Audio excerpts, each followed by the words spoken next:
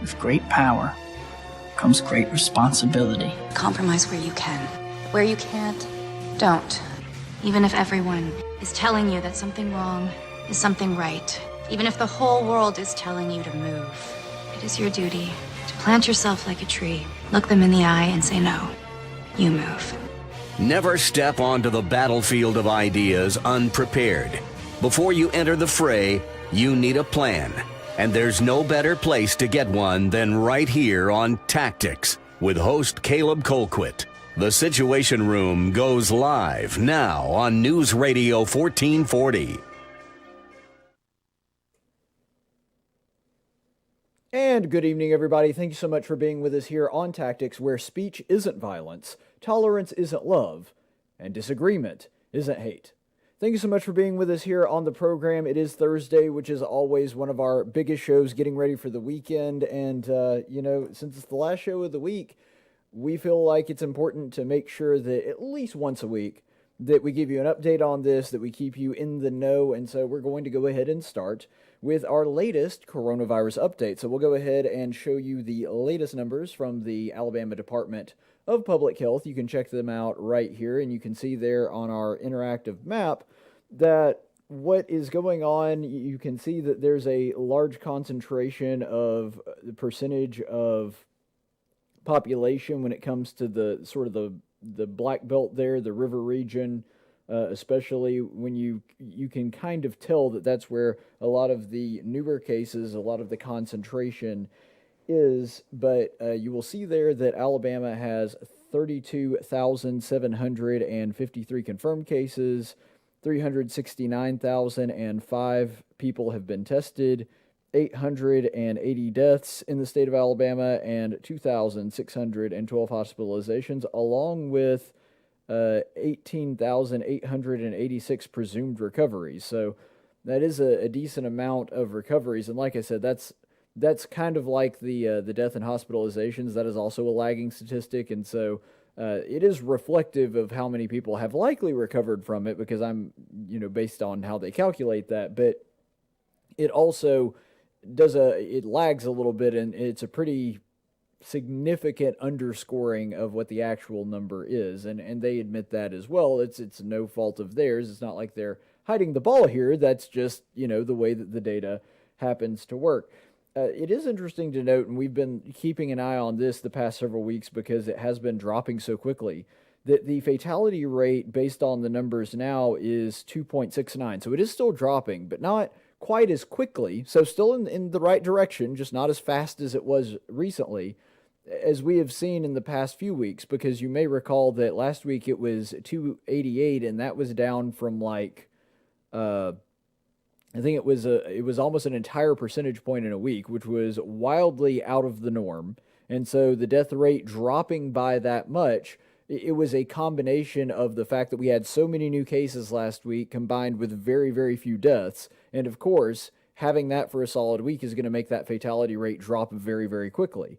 So it is still dropping, still going down. We're still heading in the right direction. It's just not doing so at the pace that it was previously. And so still good news, just not news that is quite as good as we did the week before. Now, let's go ahead and look at the new cases here in the Yellowhammer State. You can see on this graphic, this is the data from the Alabama Department of Public Health, that actually today is the most recorded new cases that we have ever had. And it's by not a huge margin, because there are a few other days that at least come close to it. But you can see there, what is really significant is that we are having over 1,000 days. That has happened before, but not very frequently.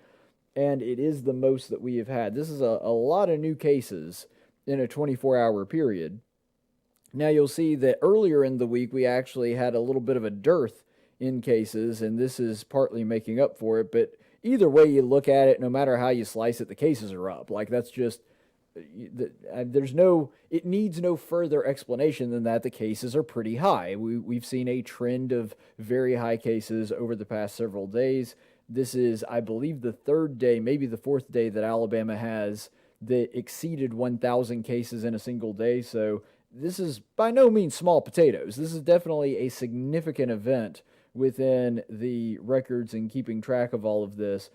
But, like I said, what really matters is how we're doing by comparison. And what really matters even more than that is not so much the new cases, which, could be a good thing or a bad thing, depending on what the ultimate final verdict is on those cases. What is really, really important is not necessarily the spread and the number of people that have the virus. What is more important is the level of hospitalizations that we're having. Is that something that could potentially overwhelm the system? And then, of course, deaths, which we're going to look at later. But let's look at cases for right now and do a comparison. So our 7-day average for this week, to give you an idea of how we did this week, was 708 new people per day in this 7-day period getting the coronavirus and testing positive for that.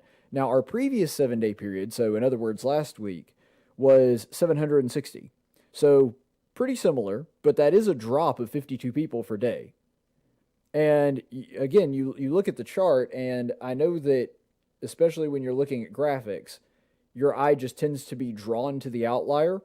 And so a person could look at this graph or a similar one that shows new coronavirus cases in Alabama and mistakenly believe that this week was far worse than last week because we had the highest number of new cases in this week. And I mean, that's just a really spooky looking spike. But like I said, if you're looking earlier in the week, our numbers were actually very low, very moderate. And if you're looking at the 7-day average, how many we had over a 7-day period on average, we're actually down a little bit. Not by much. It's very similar to what we had last week.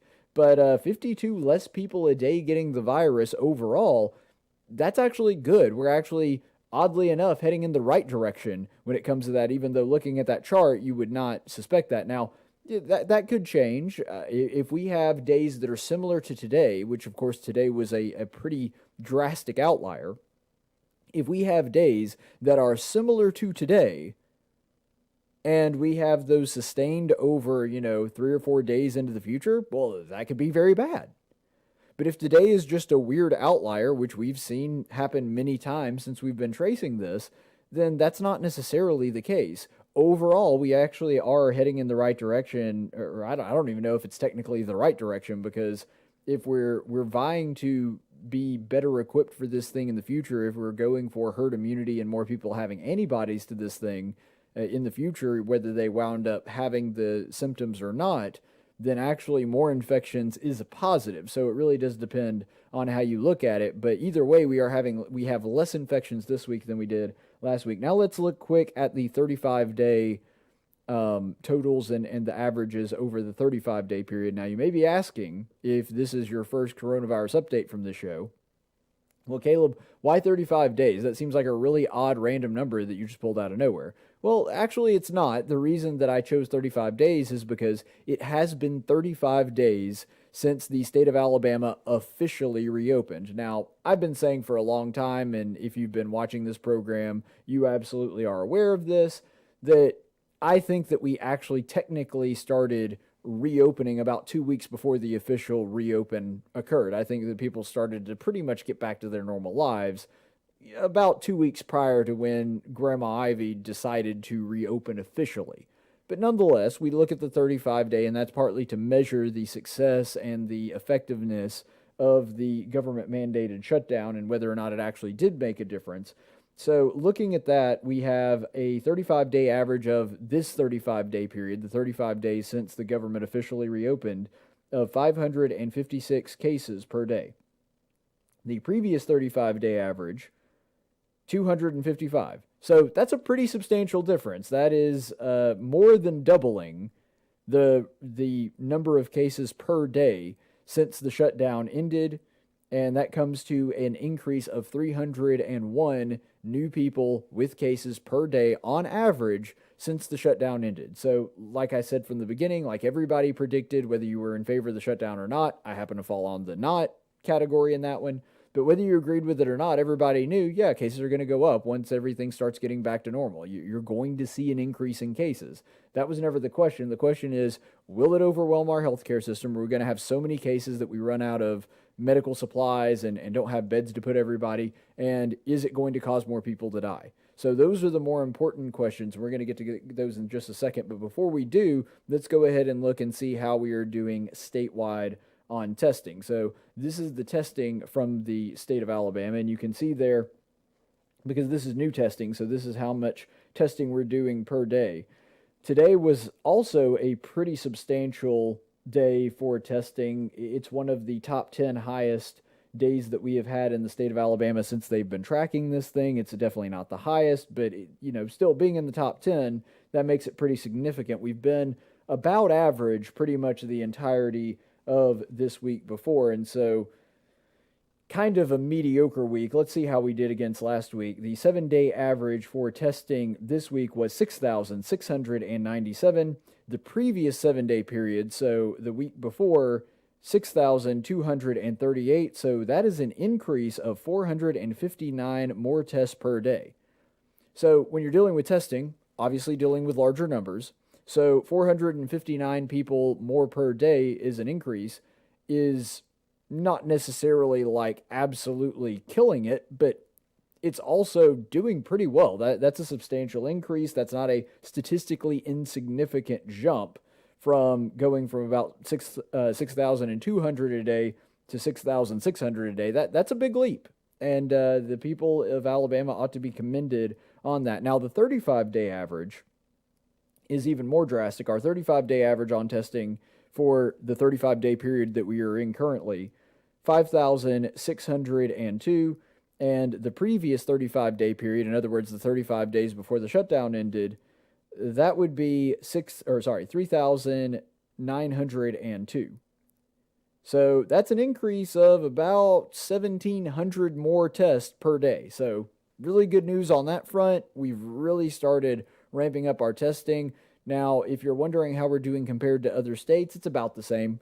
I've done state-by-state comparisons several times, and the thing is I've done them so often that I kind of feel like they've become kind of a moot point because they keep showing the same thing. We're in the same ranking with the other states. We haven't really moved at all. I think on cases we jumped from 25th to 24th, and I think it was Washington State that wound up, something, or maybe that was deaths per million. I don't know. Either way, Alabama has remained fairly stagnant, and the truth is all the states have remained fairly stagnant. There's very few states that have done something significantly different that caused them to shoot up or to shoot down in the comparison to other states, and Alabama is no exception to that. We started out about middle of the pack, right around 24, 25 in most of these stats, and we're really about the same now. So that really doesn't bear a whole lot of time and reflection upon that because it's about the same as it's been for, the past couple months. Now, let's go ahead and look at our next statistic, hospitalizations. And this is, of course, a really important one. So you can see there our hospitalizations had a lot of hospitalizations 5 days ago. And that was something of great concern. Now, to be fair, because I do want to give an even-handed take on this, you may notice that for the 2 days prior to our giant spike in hospitalizations, we have no hospitalizations. And I think that was a record-keeping thing. The state of Alabama's website that they used to track all of this, it actually said no data available. So it didn't just stay at one level, it just said that the data wasn't available, which leads me to believe that there was some kind of reporting or a computer error, which also means that really, really big giant spike, probably not nearly as big as it should have been. If you broke it down into thirds, it'd be about normal. And then it would be followed by a really slow day, followed by 3 days where we're reaching close to 50 hospitalizations a day. Certainly not great, but not nearly as bad as it may seem just at first glance. And so let's go ahead and look at our averages, because our averages are up a little bit, and that's important. So our averages for the 7-day average, in other words, this week, is 34 hospitalizations. The previous 7-day average, only 30. So in the span of 1 week, we are averaging 4 more people hospitalized in the state of Alabama per day than we were beforehand. That's significant, and that's not something that ought to be ignored. The fact that we are on the rise when it comes to hospitalizations is something that is somewhat concerning. And the fact that we're doing worse than last week, when last week was, by no means great, that's something to be concerned about. So, we're not anywhere near, just to give a little context, we're not anywhere near the levels that we would have to be to cause some kind of system meltdown. It's not like people are going to be denied medical care. There's not going to be beds for them, or we're going to have people put on ventilators. Right now, there is absolutely no indication that we will get to those levels anytime soon. But the fact that we did have a big week in hospitalizations means this is definitely something we need to keep an eye on to make sure we don't get to that point. And this is one of the reasons that I'm really cautious with people and telling them, look, I was against the government shutdowns from the very beginning. I don't think that it's the government's role to even engage in a shutdown. And I disagree with a lot of the dumb remarks and stupid things that states, both Alabama as a state and other states, have done. But that doesn't mean you need to throw caution to the wind and ignore everything. You don't throw the baby out with the bathwater. This is something that is serious. It's something that you need to pay attention to. Just because I think that the reaction was completely overly heavy-handed, which I still hold to this day, and the numbers bear that out. The numbers are actually evidence that strengthens my argument in that. I also hold to the belief that doesn't mean that you should ignore it or think that it's nothing. We can walk and chew gum at the same time here. We can believe that the government reaction to it was way overblown, way over the top, and it caused way more damage than just the virus doing nothing would have done. But you can also simultaneously believe that the virus is serious and should be taken seriously, and we need to be a little extra cautious right now. You can believe both of those things at the same time, and that's actually what I do believe. So when it comes to hospitalizations, we have increased by 4 over a 7-day period, but let's look at the 35-day period. So the 35-day period that we are in right now, so in other words, the span of time from the time that the shutdown officially ended until today, we have had 30 hospitalizations on average per week. Now, when you look at hospitalizations compared to the previous 35-day period, it's 28. That's only a difference of 2 people per day. And so the idea that even this spike that we had this week, which was significant, something that we need to keep an eye on, is something that we need to start panicking over. And I saw countless articles this week that were just trying to scare people, talking about the increase in case numbers. Like, well, why aren't you reporting the fact that we're only having, at least if you're looking at the numbers, 2 more people per day, even with the spike, than we were having when we did have the shutdown? Like, that would, I think, go a long way in helping people really understand this. That only takes, a sentence or 2? You could make it a tiny little paragraph in a news article, and adding that would help people really understand what these numbers mean, but they don't do that. But anyway, that difference in a 35-day average, it's also important to keep in mind that because we're doing a 35-day average now, since it's been 35 days since the shutdown ended, that also means that I'm having to extend it on the other end. In other words, we're doing 35 days after the shutdown, but we expanded from 28 to 35 days before the shutdown too. And the thing is, I can't extend it much longer because then it's going to give us a false idea of what the data is going to look like, because we're literally going to get into the early parts of this thing and we're going to run out of time where we were shut down. Because I believe the shutdown started on March 28th. We're getting dangerously close to that mark. And the further back we go, the more that the low numbers would be accounted for this virus just now getting kicked off, as opposed to it being a good measure of how we're handling things once, it's an uneven playing field. It would be like measuring, you can measure the growth and the skill of a baseball player, for example.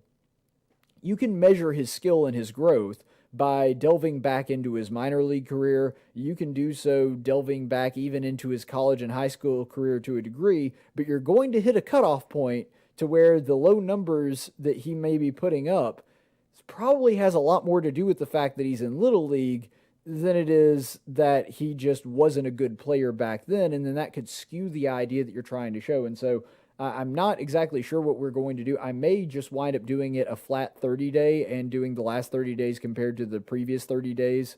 That may be what we have to do next week. I'm not sure. But we're getting into the territory to where the numbers would actually just be off because we didn't have that many people that even had the virus back then, because it had just started entering the state of Alabama. And so if I do that much more, we're going to wind up, giving you an incorrect impression. And so there's a little bit of that going on here. So remember that even with a 2-person per day increase, which is not exactly huge. Even with that, we're starting to get into the territory to where the hospitalizations were really, really low. And even with that, and even with a big spike this week, all of that combined, it was still only a difference of 2 people. Which goes to show you that the hospitalizations are not nearly as bad as the media is trying to make it out to be.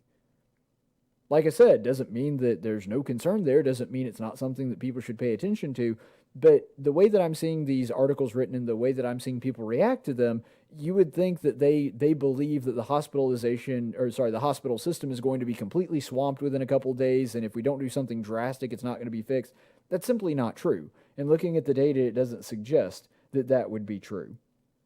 So let's go ahead and look at our final stat, deaths. Now, it is, of course, unfortunate that, and you can see it on the graph there, that we have had, because this is new coronavirus deaths, this isn't total, but you can see there that we have had a pretty substantial 2-day jump this week, but you'll also notice that the days on either side of those 2 days, yesterday and the day before, that were pretty big, have been incredibly small. And so they're somewhat offset by the fact that we've had lower than average deaths earlier in the week and then today, because I think today we only had 1 or 2 deaths. I believe that was it. So that being said, what we now know about this thing, and let's go ahead and compare it to last week. So this week is significantly worse. I would say significantly worse is appropriate. Significantly worse than last week, because our 7-day average was 11.3 people dying per day due to COVID-19. The previous 7-day period, in other words, last week, 7.3. So that's an increase of 4. 4 more people dying per day this week than last week. That's not insignificant. That is not at all insignificant. And so just like hospitalizations, we've had a sharp increase, at least for this 1 week. And that is something that we definitely need to be concerned about, keep an eye on, that kind of thing. However, when you look at the 35-day period, it does give you a very different story. Because even when you count the fact that we've had far more deaths this week than last week, that we've had a substantial increase in the rate at which people die from this disease, the 35-day average of people dying per day in the state of Alabama for this 35-day period is still only 10. And the 35-day period that happened during the shutdown, before Governor Ivey decided to reopen and do the safer at home orders, is 12.8. So that's still a decrease of 2.8. Now, the previous several weeks, you can understand and see why we've actually been seeing a very, very different story. Because the previous several weeks, you were looking at the numbers and you were saying, man, we're seeing decreases of 4, 5, 6, 7 people per day less than we were during the actual government shutdown. But on this one, it's still less, even when you consider that this was a much worse week than normal, even when you consider we have more deaths this week than we did last week. Even with all of those factors working against it, we are still having a significant amount of less deaths than we were when the shutdown was occurring. Again, what I'm frustrated by is that the media is presenting this as though this is something that we need to be terrified by. When the case numbers go up, that's obviously something that needs to be monitored and checked and see if this is going to be something that's going to lead into a... That's not a time to, okay, everybody jump into the lifeboats and we're going to try to keep you safe. It's like, well, we haven't even hit an iceberg yet. Like, there's not even an iceberg in sight. We don't even know about an iceberg. That's kind of the scenario that you're talking about there. There's no reason to do all of that, because I know some people have talked about like re-shutting down the state and Governor Ivey needs to re-implement the orders. There's nothing in the data that suggests that that would be an effective thing to do, or even if it were an effective thing, that we are at the levels that would be unsustainable, that would justify it, even if it did work. But there are some things that I think I can add here that will give you a little perspective on each of these numbers, and I think this is important. So there are 32,753 with the Kung flu in the state of Alabama. That's a lot of people. That's not chump change. But it's also important to note that when you consider that this state has 4.9 million people within its borders, that's only 0.67% of Alabama's population. So we're barely over the 2/3 of 1% mark of people that actually have had this disease.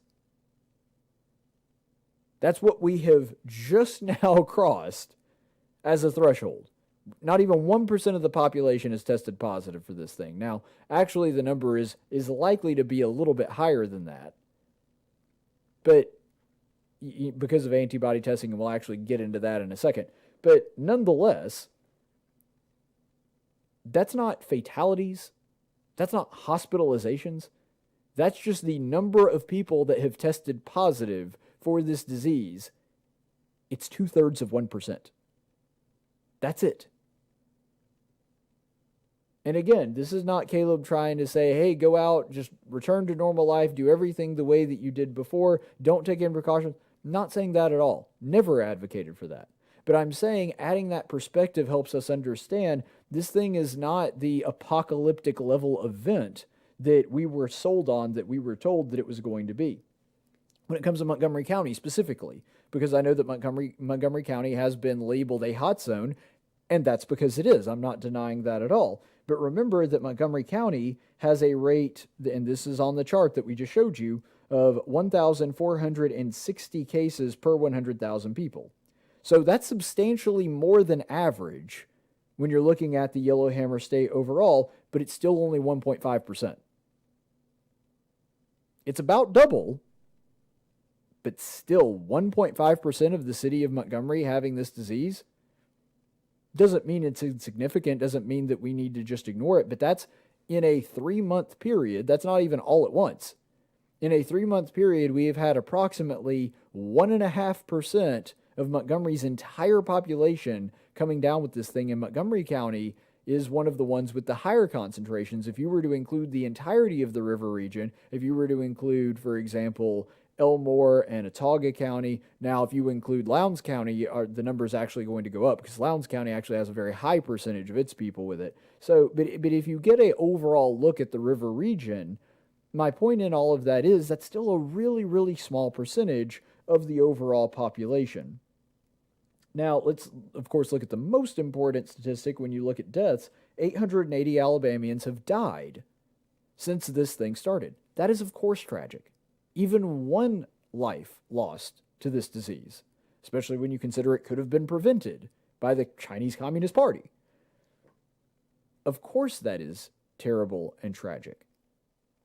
But again, just to add some perspective here, that if only 888 people in Alabama have died, horrible as that is, that means 0.02% of our population has passed away because of this disease. I mean, that's incredibly small. That's a very, very tiny percentage of our overall population. Now, that being said, Montgomery does account for about 10% of the entire state's deaths. So that's not chump change. That's not small potatoes. The fact that Montgomery, not even the largest city in the state of Alabama, that Montgomery County accounts for roughly 10% of the entire state's death toll, because right now we're sitting at 88, and then the total, of course, is 880. So, I mean, that's really easy math to do. Even I can do that. We've got about 10% of the state's deaths. And so that's not an insignificant thing. Now, it could also, there's probably a number of reasons that is the case. We have a older population compared to some of the other major cities. Like, we're significantly older than Huntsville, for example. Huntsville has a lot of younger people that are moving in there. Your Auburn and your Tuscaloosa has a much younger population, partly because of the colleges there. Montgomery as a whole, as a city, we tend to have an older population. We tend to have a population that is majority black, which, tend to also be more susceptible to the virus based on a number of other qualities. And we're still researching that, still trying to understand all of that. And I get that that's part of the issue as well. There's a high level of poverty here. And so all of those things do factor in. I'm not trying to dismiss them or trying to point to one specific thing, But, the fact that Montgomery accounts for roughly 10% of the entire state's deaths, that is not an insignificant statistic. But another thing to note that is of incredible importance in this whole thing is that when you're dealing with a virus like this, it is less fatal to the vast majority of the population, but it is what is known as high impact. And there's a couple different things that you need to know to really understand that. First of all, it's high impact in the sense that if you get it, it's going to lay you out for a few days. I've talked to several people that have survived the virus so far, people my age, people that are a little bit older, all kinds of different age ranges. I even know a friend of a friend has a child that actually contracted it. And that's another thing. Some people online are spreading the myth that children can't get it. Well, they can get it, and it is something that is very uncomfortable. The death rate, the fatality rate of people under that age group is practically non-existent. I mean, it's basically zero if you're looking at the numbers. However, it is high impact in the sense that even if you get it, even though it's not going to kill you most likely, you are going to be out of it for a few days. Like, it's a butt kicker. And one of the strangest things about this thing is it robs you of your sense of smell and taste for a little while, which is a very, very odd symptom. So it's very uncomfortable. You definitely don't want this thing. Even if you'll survive it, it's best to just try not to get it. And it's also very high impact in the sense that if you do have one of those risk factors, then you catching that is going to be far worse than you catching the flu. You catching that is going to be significantly worse than you catching a common cold.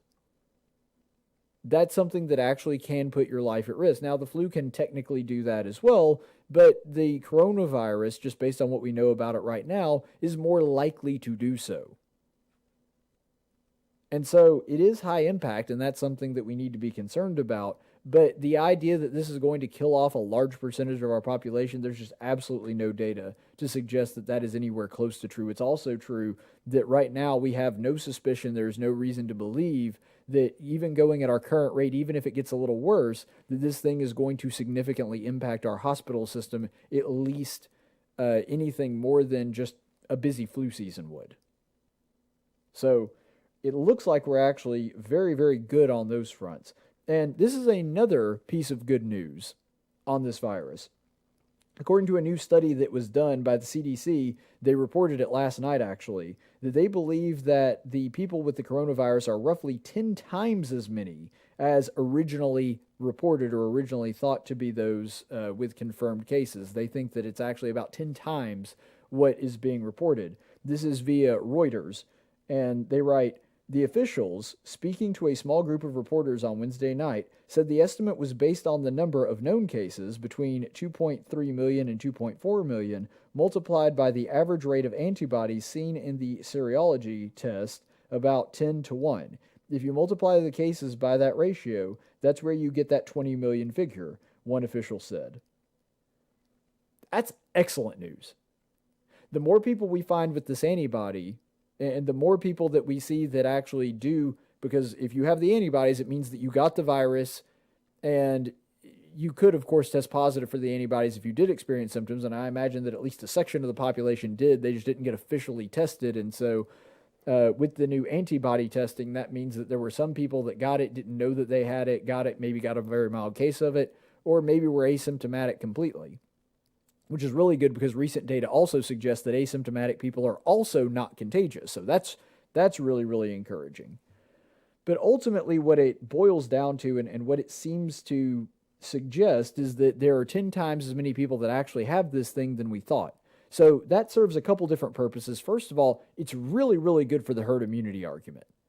Because if we're that much closer than we thought we were to getting a large percentage of the American population basically immune to this thing, at least for a while, like maybe it winds up mutating and maybe it causes problems for us down the road.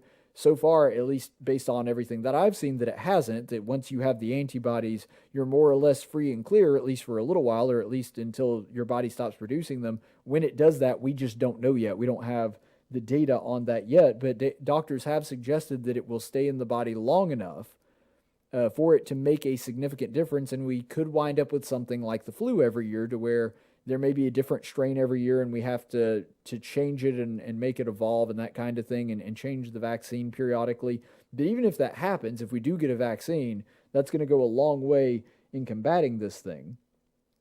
But nonetheless, that would also mean, and I think that this is the most significant piece of data, that if that is the case, that means that the real Alabama fatality rate, you remember that we said earlier it was about 2.7 if you round up. 2.7%, well, that would move the decimal place and it would be 0.27. So if that's the case, that means Alabama's fatality rate is just a little more than the regular flu. And there's no reason to believe that this wouldn't be the case. This is the CDC that is putting this out. The CDC is the one conducting this study, and they're, doing the sampling and everything and making sure, and especially with as gun-shy as the CDC has been to put out good news on this thing, if they're putting it out, my guess is they're doing so because they have good evidence to believe that that is the case. And that would also bring the United States fatality rate down to 0.51, so barely over a 0.5% if these stats are to be believed. And remember, this is the fatality rate of those that have tested positive, not the country as a whole. Which is even better news, because that means even if you get the virus and even if you're going by the higher statistic, the overall statistic in the United States, and there's a number of reasons why Alabama's fatality rate may be significantly lower. A lot of it has to do with we're just not as densely populated. That may be a big part of it, because New York alone is part of the reason for an awful lot of the deaths in the United States. And so that fudges the numbers just a little bit. But if you're looking at the overall U.S. fatality rate, even if you're using that statistic, then that means that this thing isn't nearly as fatal as we thought that it was. Now, granted, 0.5 is still 5 times worse than the flu. So, again, this doesn't mean that this is completely insignificant. We don't have to worry about it. But it certainly wouldn't be something to where we'd have to do like a lot of people have predicted, where we see cases that break out and we have to all of a sudden shut the economy down for a little while, or that we may have to shut the economy down for 18 months or however long it takes to get a vaccine. There's been lots of different suggestions on this. But ultimately, it looks like if any of these numbers are to be believed, that this thing is nowhere near deadly enough to justify that, not even close. And that would certainly be good news for us. But since this should be universally good news, since this should be something that the whole of humanity looks at and goes, man, that's fantastic. That means this virus is way less deadly than we thought. That means that there's really no reason to shut anything down when there's an outbreak. The risk is far lower than we originally thought. If you're seeing people that push back on this or don't like this or saying this isn't true, or it seems like they just are really pulling for the virus to be deadlier than it really is, then what you should automatically do, your reaction to that should be suspicion at their motives. Because why would anybody pull for a virus to be deadlier than it actually is? That doesn't make any sense unless their primary motivation has nothing to do with saving human lives or keeping people safe. If their primary motivation is that they got married to a narrative early on and they don't want to admit that they're wrong, and so they want to cling to it as tight as they can, or they have some kind of more sinister political motivation that they would just rather the data not be true because they believe that the data that they had initially or the ideas about this virus that they had initially are going to further their political opinion of it more so, that's a person to automatically be suspicious of. It's actually the same thing that we were talking about earlier this week with the Bubba Wallace thing. Like, any normal human being's reaction to that would be, oh, thank goodness. Means there wasn't a hate crime against me. Like, the second that the FBI dropped the news that what they thought was a noose was in fact just a pull down for a garage door, any normal human being's reaction, whether you're Bubba Wallace or whether you're other people that were just aghast at the fact that anybody would try to hang a noose as a threat to him because he was a black person, which absolutely legitimate if that had actually happened. It didn't, but if it had, we can all understand why that would be something to legitimately be upset about. But when the reaction was, well, we want to hold on to this narrative, we want to continue to say that it was a noose, we want to continue to say that a hate crime did take place, instead of, oh, wow, thank goodness, it turns out that a hate crime wasn't committed against me. When all of a sudden that is the reaction, that's when you got to take a step back and go, wonder what the real motivation here is. I wonder why they would rather there be a hate crime than not. And I think that the same thing is true here. Anybody that's looking at this data, looking at the fact that this would drive the fatality rate down to where a lot of experts were predicting it has been for as long as about a month and a half. You remember I was talking about the report about a month and a half ago that said that a lot of doctors are saying that the real fatality rate is probably a lot closer to anywhere between 0.2 and 0.5. Well, this data puts that exactly where it is. The fatality rate for Alabama is a little bit above 0.2. The fatality rate for America would be slightly below 0.6. So that would be right in that range that a lot of doctors were telling people a couple months ago that it would actually be. If you're looking at anybody looking at this data and going, don't know about that, I really, if they seem like they want this data to be incorrect, you're probably dealing with somebody that they have some kind of political philosophy that they believe the virus being far more deadly would help them with, and that's why they want to believe that it's deadlier than it really is. Or you're dealing with somebody that just really hates to admit that they're wrong, or that what they originally believed was wrong, and so they want it to be a lot deadlier than the flu, or a lot deadlier than another virus or disease, and that's the reason that they're really clinging to that. Normally, if that's what you run into, that's probably going to be the motivation behind that. And that's really something that's kind of true in general. If there is somebody that is immune to facts, and in other words, you present new data, new information, you present things that really do counteract what they believe, and they don't have an answer for it or a counter to explain why they don't believe that or why what you're presenting isn't true, they're just angry that you presented it, that's a good indication of somebody that is immune to new information. In other words, they refuse to change their refuse to change their mind based upon new information being presented to them. And generally speaking, that means that there's really not a whole lot that you can do for them or to convince them.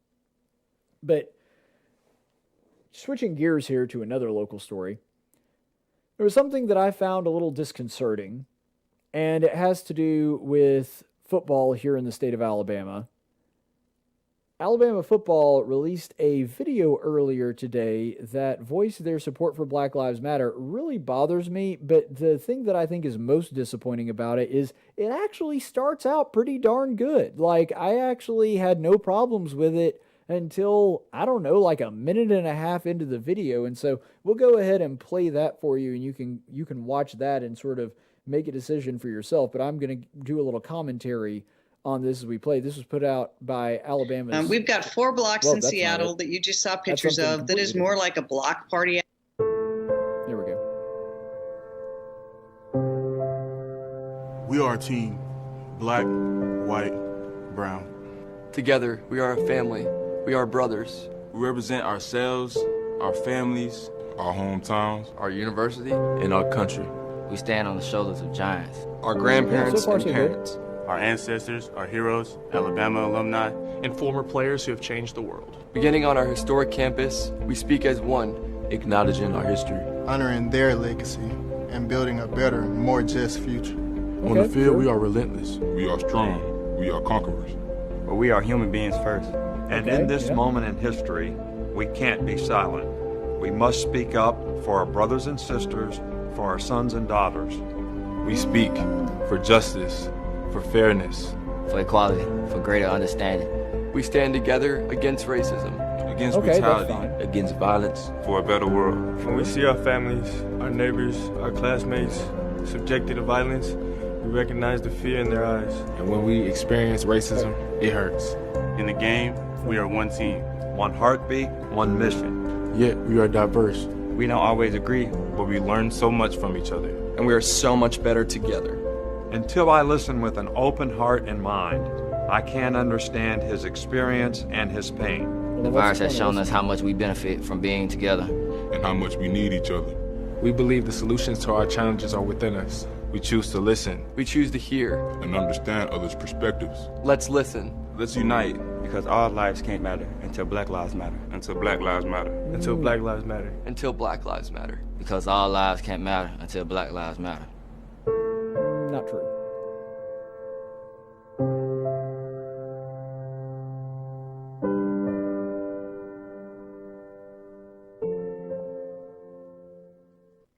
All right, so you get the gist of it there. And one thing that I wanted to point out before we do sort of a dive into the underlying things here, I do think it's really funny that Coach Saban there was saying, I can't understand his pain, his suffering, his experience, and conjoins that with, and I have to listen with an open mind and heart. Well, if you can't understand, what's the point of listening?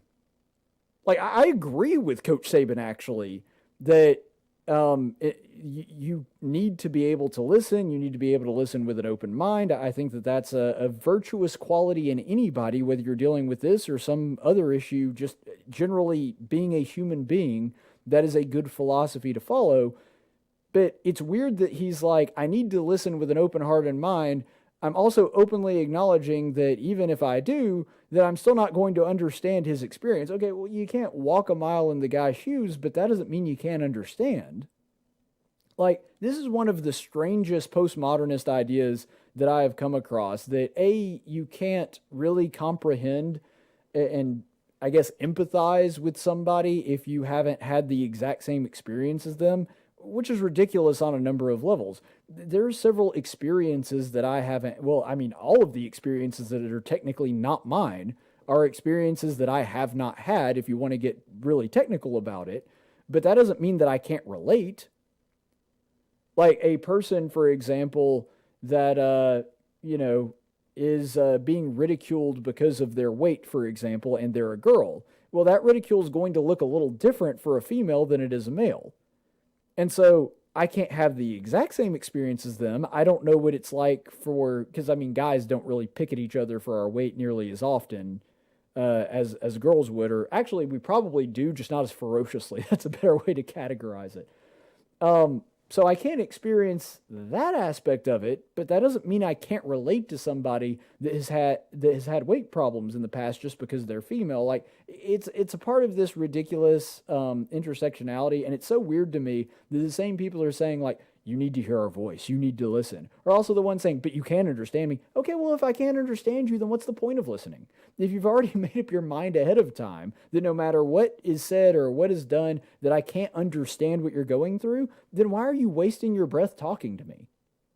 I used to do this all the time with callers back when I did the call-in show, is that I would have callers all the time that would call in and disagree with me. And one of the very common arguments that they would use is like, well, you can't understand. And normally it was centered around race. Normally they would say that because I was a white guy. Not always, but sometimes it'd be like, well, you're a white person and you just can't understand. I was like, well, if I can't understand, why'd you call me? Like, if it's impossible for me to understand, what was the purpose of calling me to tell me that I can't understand? It doesn't make any sense at all. If you really believed I couldn't understand, then you wouldn't bother talking to me. That doesn't make any sense. You are wasting your time if that is the case. So that's a point of contention for me.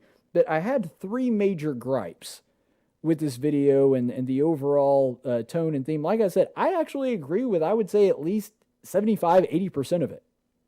Most of that video, and we got to like a minute 20, a minute 30 before I even found anything I disagreed with. I agree with most of the sentiment underlying it. But some of the application and some of the conclusion of the video is absolutely absurd. And so here's my three major gripes. First of all, why does a football team feel the need to do this? This is one of the things that I've been baffled by since the very beginning. Now, I'm not one of the people like, I know that this is Laura Ingraham's shtick. I'm not one of the shut up and dribble people. I don't think that because you are a celebrity that you ought to just, stay in your lane. And if you're a singer or an actor or whatever, you just need to shut up about politics. Now, I also have the right to not take you seriously because your opinion may not be all that informed. Like, frankly, I don't think that Taylor Swift has a whole lot of expertise on feminism or any subject matter in that realm just because she happens to be a very attractive woman that can sing very well and that has made her popular. Nothing wrong with that. I just don't think that it necessarily means that I have to take her all that seriously. And based on the arguments that she's made, I think she's proven that she shouldn't be taken seriously. But nonetheless, I don't think that that is necessarily the case. But what I find odd about this is that this is the Alabama football program officially putting something together. They released it on their website. They put it out on Twitter. And this is them getting together, and I presume, based on how, the production quality and value and the fact that all the team got together, that this is something that the athletic department sanctioned or gave the okay to, or however all of that worked. This is an official statement by them. Why do we feel as though we need every single person to come out now and tell us that they're not racist? Because first of all, it kind of begs the question, well, are we to assume that you were racist before? This is the same thing with like Nickelodeon, and I'm not even going to get into like the whole Paw Patrol thing because that's ridiculous and a whole other story on its own, but like Nickelodeon going off the air as a form of protest for the George Floyd thing, I'm like, it's a kids network, which makes it even more ridiculous. But even if it wasn't a kids network, why does a TV station feel the need to voice some kind of solidarity with the cause that they perceive, even if it's a cause that is correct? I don't understand why all these companies, because like virtually every company now has come out with some kind of statement in solidarity, which again, I'm not saying that they shouldn't be allowed to do that or that it's wrong for them to do that. I'm just saying it's very questionable that they all feel the need that they must do this. And I think that the reason that is, I think that you would find that if they were being honest about it, the reason that they all feel like they have to come out and they have to say something, you even heard it in that video, well, we can't be silent in a moment like this. Why do they feel that way? Because they're scared that people are going to come after them. And it centers around this idea that I've been talking about for the past several days now. There is an assumption that you are racist unless you come out and prove that you are not. That is an absolutely ridiculous standard to hold. That every company, every organization, especially if you happen to be a white person, you have to come out and constantly declare your devotion to the cause, ergo, you're one of the bad people. You're one of the racists. You're the person that doesn't care if black people live or die. That's an absolutely absurd, illogical assumption to come to, but there's a lot of people on the left that have come to that and want to come down and rain down terror on people if they don't. And that's why a lot of these companies and a lot of organizations like the Alabama football team, it seems to me that that is part of the reason that they feel almost pressured to make goofy videos or statements like that, which are hilarious because they all sound exactly the same. Like every single email that you get from a company that you use, any kind of diversity statement, whatever it is, they've all come out with these in the past couple of weeks and they've all sounded exactly the same. They always use the same buzzwords and everything. The second big gripe that I have with this video is there is an implication there that you should not say all lives matter. They're like, well, you can't say all lives matter until Black Lives Matter. What's funny is in that same assertion, they basically counteract their own argument. Because of course, the logic that they are playing off of is black lives or black people would be inclusive in the all. Well, if black people are inclusive in the all, then what's wrong with saying all lives matter? If you understand the principle that by saying all lives matter, you're saying black lives matter, you're just including everybody else in there as well, then why not just say all lives matter? Why do you feel the obligation to say specifically Black Lives Matter if you understand that when someone says all lives matter, which I know some idiot people on the left will say is a dog whistle and code for saying, okay, black lives really don't matter. It's like, you idiots do realize that black is included in the all, right? You know what the word all means. Do I need to define this for you?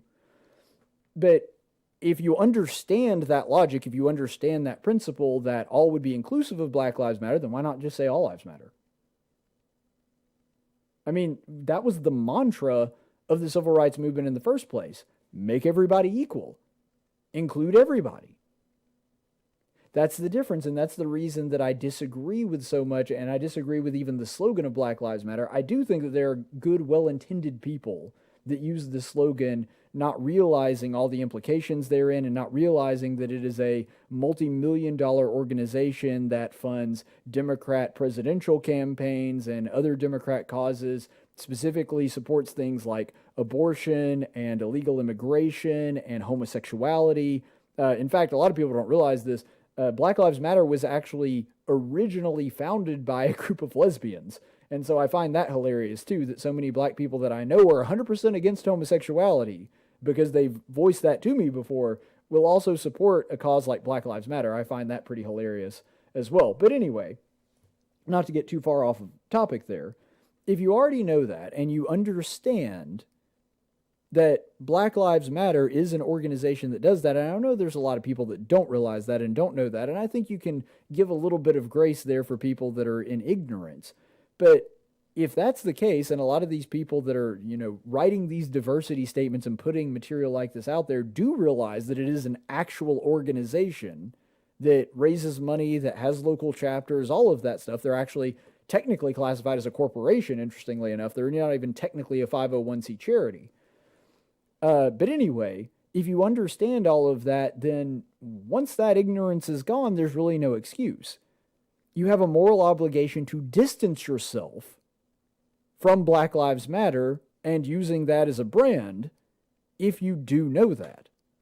And I'm willing to give people the benefit of the doubt as much as possible. But once you understand what they are and who they are, I don't understand why you can stand behind using that moniker. I don't understand how you could defend using that slogan unless you actually do agree with the things that they do and say.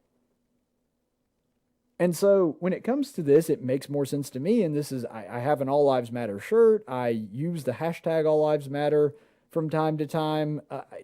Why not go with All Lives Matter if you understand that underlying principle that the all would be inclusive of Black Lives Matter? Because again, they're trying to say, well, Black Lives Matter can't, or All Lives Matter can't matter until Black Lives Matter. Well, yes, that is true. So if you are saying the phrase All Lives Matter, that would of course be inclusive of Black lives. You just basically admitted that you understand that, so why not use that one instead? That one makes a lot more sense. It's far more inclusive. It's a lot less dividing. And it also doesn't share a name with an evil Marxist organization. Seems to me like that would be the slogan to run with. But anyway, the third big gripe that I have is that the University of Alabama is not just a company. It's not a private business. It's not an organization, even though it makes quite a bit of money, and, that's good for them, I guess. I mean, obviously, I love football and everything. But if it is a state organization, and it is, it's basically, well, not basically, it is owned by the state of Alabama. It is a part of the University of Alabama, which is owned by Alabama as a state, just like Auburn, just like Troy, just like all of our other state schools. If it is owned by the state of Alabama, then why is something that is an affiliate of the state of Alabama, something that is owned by the state, why are they coming out and giving a blatantly political statement like this, supporting an organization that gives money specifically to one side of the aisle, that gives money to Democrats, that supports Democrat causes? I mean, isn't there some kind of, and I'm asking this rhetorically, I know that there actually is, isn't there some kind of policy against that? Openly supporting, like, I'm pretty sure that there would be people trying to, and frankly, I would agree with them if they did this, if Auburn University, my own alma mater, came out tomorrow and was just saying, we support the National Rifle Association, or we believe that we are taxed enough already, and did a big statement with the TEA so that you could tell that it was for the Tea Party. I believe there would be some people a little bit upset about that and would be justified in doing so. If they came out with a blatantly political statement like that, well, then there should be some repercussions. And so that's one thing that bothers me about this too. And I'm not somebody that's vengeful. And again, I'm willing to give some grace and some benefit of the doubt when it comes to ignorance. But somebody at Alabama, especially an organization that big that has that much money, especially when you're talking about the athletic department, needs to come in and go like, yeah, we apologize and we're not going to do that anymore. No more openly political statements like that. And again, if you would run that video up until about a minute 20, no problem with it whatsoever. Didn't disagree with anything up until that point. It's when they started delving into, and the other things were just pot shots or things that I thought were philosophically dumb, not necessarily an issue of a state organization blatantly endorsing a particular political opinion. But when they started invoking the name of Black Lives Matter, they were absolutely doing that. In the same way that I was talking about the Black Lives Matter thing that was painted on the fountain downtown. That's a public space. It's a government entity that allowed that to happen. That shouldn't be allowed. That's where the line ought to be drawn. In the same way that it wouldn't be right for, on tax day, for them to do the same thing for the Tea Party, or the same thing for the National Rifle Association, or the same thing for any other blatantly political organization. It's not right for them to do it here. That's all I'm saying. And another thing, and this isn't really a gripe, it's just more of a amusing observation. I actually posted this earlier on some of my social media platforms, and I noticed the first thing that a lot of Alabama fans did, which I do find funny because the Alabama fan base, I imagine, a large percentage of it is going to be bothered by this. I did find it quite hilarious that when I posted about this, I didn't say anything about Auburn. I didn't mention Auburn. I didn't even post that I was upset by this or didn't like it. I just put it out there and I said, wonder what the Alabama fans' reaction to this is going to be. And without fail, I had at least 3 or 4, I think, Alabama fans immediately start posting about Auburn and how Auburn's the same way. Well, first of all, one of the links that was posted was about how some Auburn players and even Coach Malzahn participated in a march, which I still don't like, but it is a little different because they are still private citizens. They can still do things of their own volition and their own accord. There's a little difference in marching in something that happened to happen in the city of Auburn and putting together a video using state resources to do so. So there's a little difference in that, but if Auburn had done exactly the same thing, like you replace Saban with Malzahn and put a bunch of Auburn players and they did the same thing, I'd be equally critical of them. This is not an Alabama versus Auburn thing.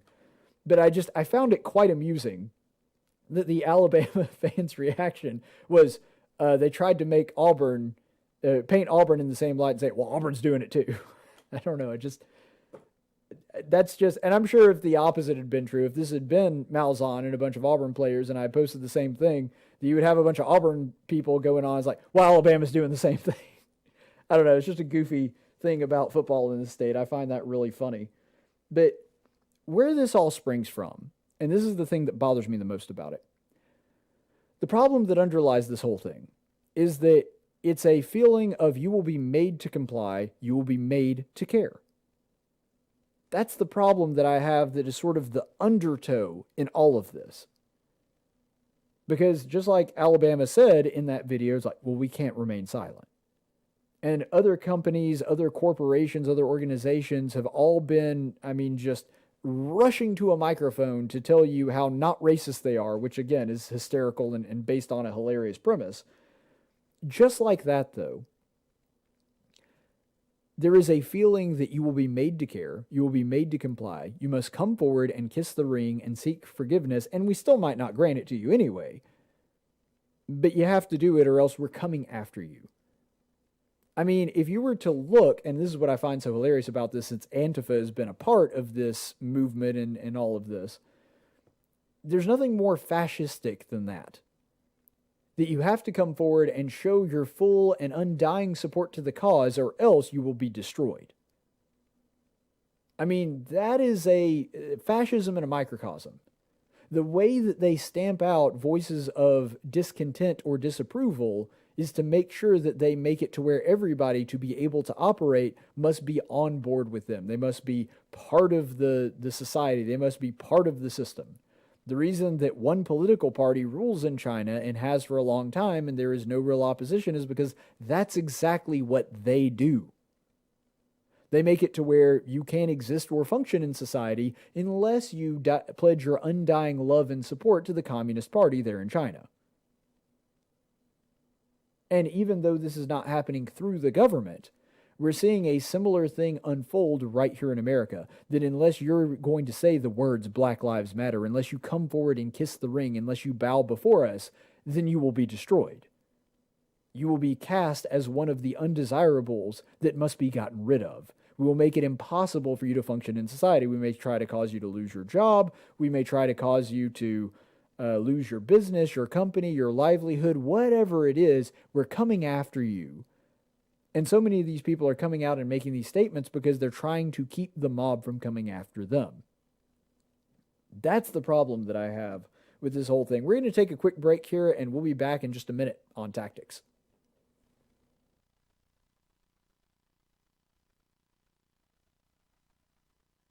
Hey, where you going? Champ? Slugger? Hey, cowboy! Where you going? Where you going? I'm going out! Hey everybody, Caleb here, just driving out on Atlanta Highway. And I saw a news story earlier this week that provoked a line of thinking in me that I wanted to share. I don't know how many of you have been following the Capitol Hill Autonomous Zone in Seattle, but one thing that I found really interesting is despite having the word autonomous in their name, they're not very autonomous.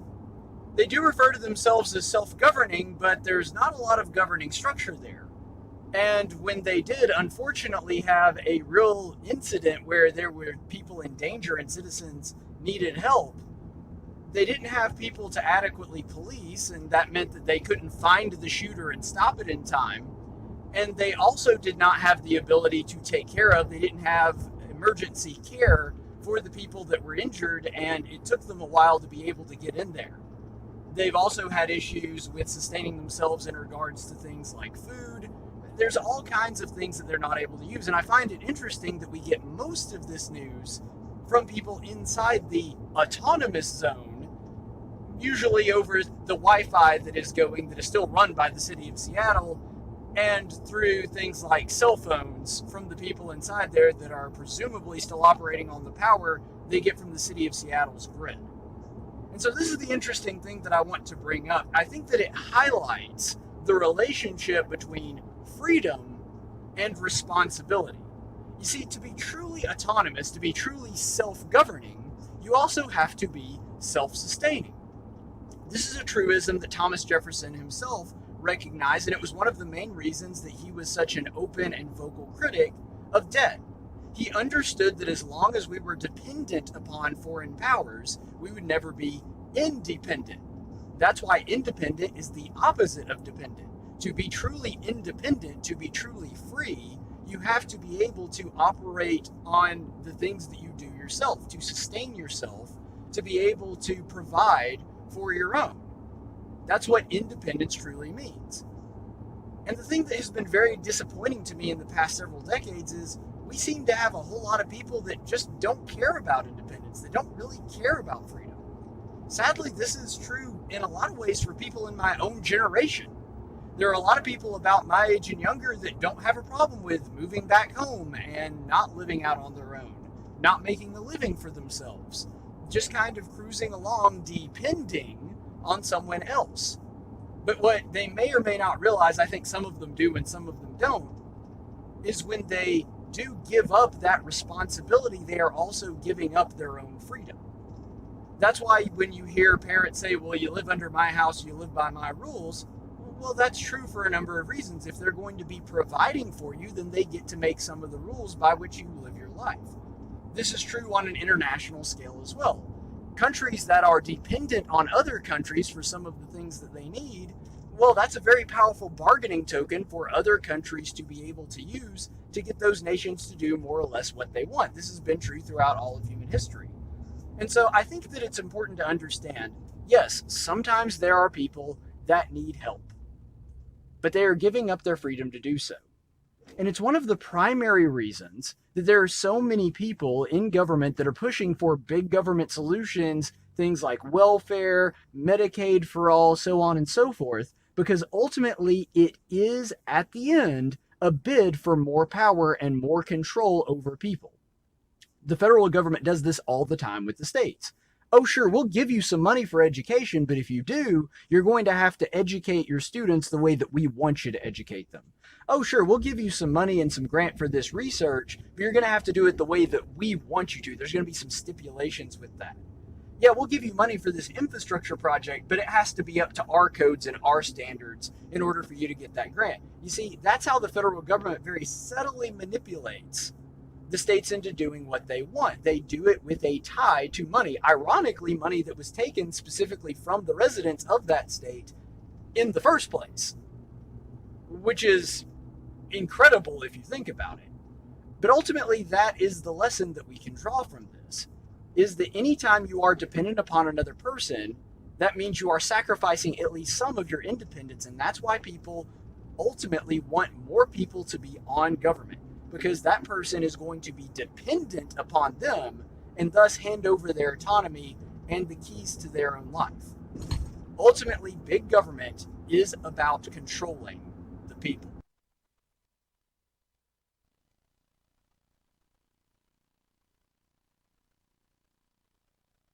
No, you messed it up. You're stupid. And for today's Daily Dose of Stupid, we do have a little bit of a long one here, but I think it's going to be worth it. I've heard quite a few people complaining about me recently, and, I'm not above criticism. I'm a human being. I don't think that I made a mistake here, but I think that it's worth taking note of this, that have been saying that I've been a little too tough on Montgomery's Mayor Steven Reed. Now, granted, I have been very tough on him, and I think that he deserves every bit of it. But they were saying, can you at least say some nice things about Mayor Reed in conjunction with that? You know what? I think that is a reasonable request. And so tonight on the Daily Dose of Stupid, I'm going to showcase 3 mayors that are worse than Mayor Reed. In a segment I like to call 3 mayors that are worse than Mayor Reed. So here we go. There are mayors in this country that are indeed worse than Montgomery's own, and I think that it's fair to point that out. So we're going to go to a couple of them. First of all, the mayor of Columbus, Ohio. I don't know how many of you have heard of this. He is actually considering a proposal to rename the city of Columbus to Flavortown.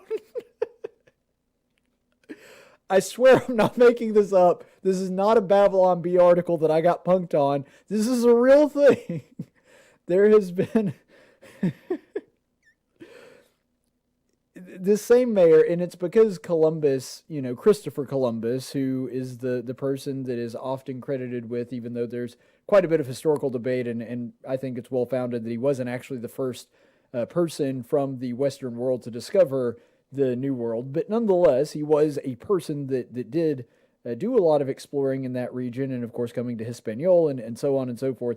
So Christopher Columbus, often being the person that people think of as being credited as the person who discovered the New World, he's come under fire recently for some of the things that he did, and because of that, they are considering renaming the city of Columbus, Ohio, Flavortown. They have already announced the removal of the Columbus statue outside of that's sort of in the center of town there. And this is a statement from Columbus Mayor Andrew Ginther. So this is him speaking. For many people in our community, the statue represents patriarchy, oppression, and divisiveness. That does not represent our great city, and we will no longer live in the shadow of our ugly past. This is what happens when you have so baptized yourself into the woke culture that you think that just because people believe something is divisive and something is offensive, that it automatically is. Where you have already jettisoned truth. You have already jettisoned fact. You don't care what facts are. You don't care what truth is. You just care that there are people offended. And this is what he says in this statement. That because there are people in our community that see it as divisive and see it as offensive, therefore it must be bad. I got news for you. It doesn't matter what community you're living in any city in America, no matter how red or how blue or how Christian or how, homogenous it is in any other demographically conceivable way, you're going to have some differences of opinion.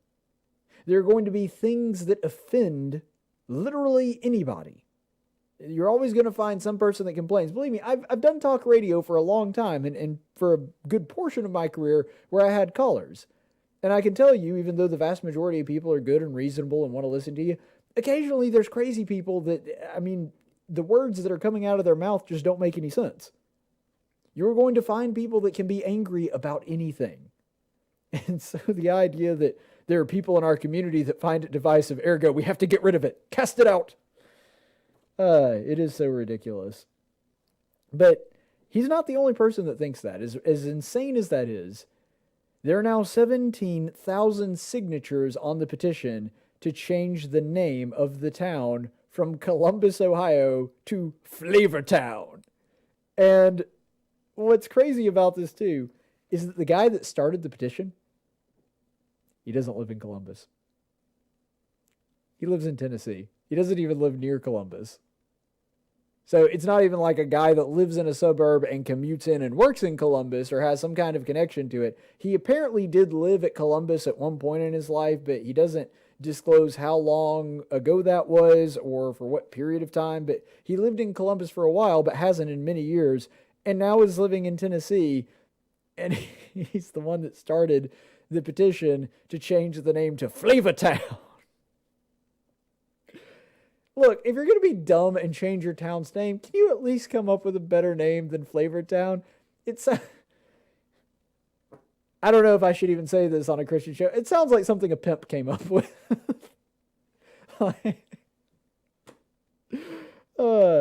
You can't make this crap up. It's just too funny.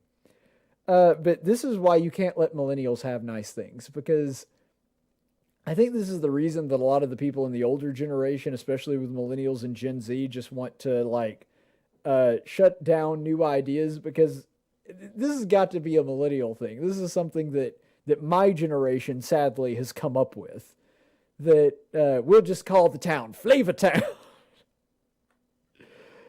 It's like when, kids are little and they want to change their name to something crazy like Princess Consuelo Banana Hammock, or want to, get a crazy tattoo that they don't realize that, at some point they're going to have a job interview, and that may be something that may not be the best look for somebody that's applying to be, like the vice president of finance at a major corporation.